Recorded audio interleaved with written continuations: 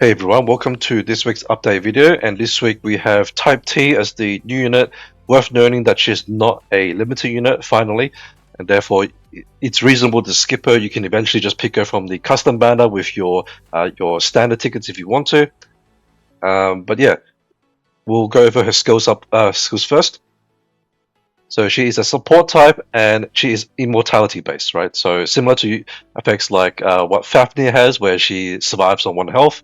That's basically what her kit is based around. Now, this is her targeting range, and she targets herself, right? So you don't have to target a unit. You don't have to like specifically target something. She'll just, you just position her somewhere where you want to buff units in this range, and then just place them there. Now, she buffs armor. She also buffs attack once they're below a certain threshold. This is the max level, so at the highest level, she'll buff the attack if they're 30% health or below. And then she has a heal here, right? There's like a standard heal, just a very small heal actually. It's only 5% of her support power multiplied by the max HP.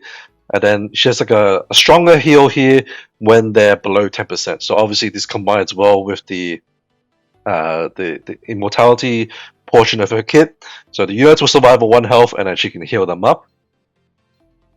Now she herself has an adrenaline boost for like her buffing herself, right? I think this is still an activated ability, so she doesn't just gain it at the start of the battle. Same thing for the immortality boost to the rest of the team, which is this one. So basically, she does it for herself and also the units within her support range. And that will prevent them from dying, right, for a turn. And then, yeah, they get the adrenaline boost from that. And of course, then she can like heal people back up and also like buff them with attack as well. And then here at the bottom here, her EX is that if the target's like within her range, if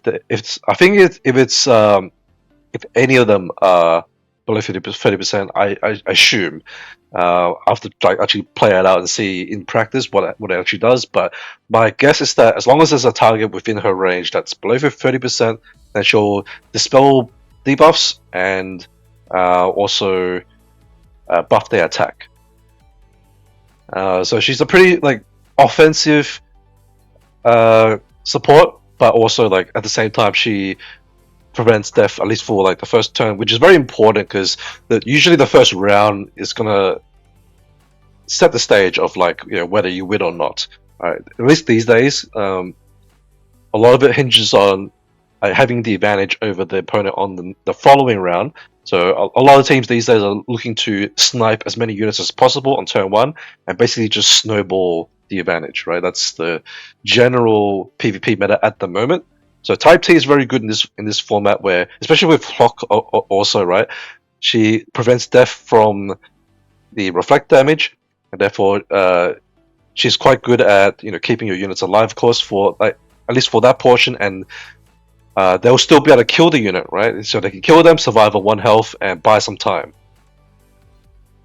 So I think she is primarily a PvP unit. I don't feel like she has much use in PvE, maybe in Moon Abyss, but I think it's still not really that worth it, I don't think. I think you wouldn't really run her there, because you don't really want to risk units like possibly dying anyway. And I would say that there might be a chance that something ignores like this. I'm not sure, 100% sure. Moon Abyss has just so many mechanics that it's hard to keep track of, but I would say primarily a PvP unit, and if you care about PvP, then you'll probably want a copy of her. If not, then you can probably skip her. And yeah, that pretty much covers Type T. So I did use my tickets or like my shop tokens to get a copy, so that way we can check her skill rankings. Now I did check it earlier, so at rank 7 is when she gets the increased duration of the group adrenaline boost. And I would highly suggest that if you're going to build Type T, you'll probably want at least rank 7 to get this duration.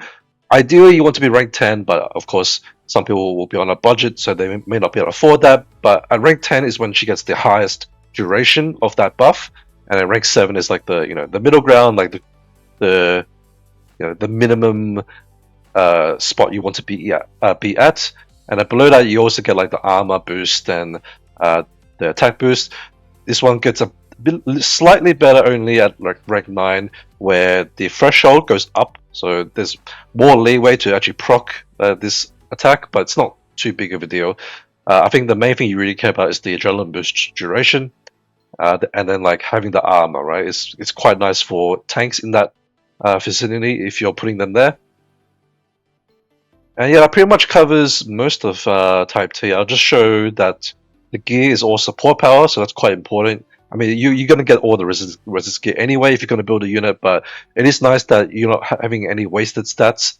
Considering she has her own like sort of cheat death mechanic, you don't really care about her having HP or anything like that. So just having support power is just like the most ideal situation for her. So I'm glad that the design is tailored towards that.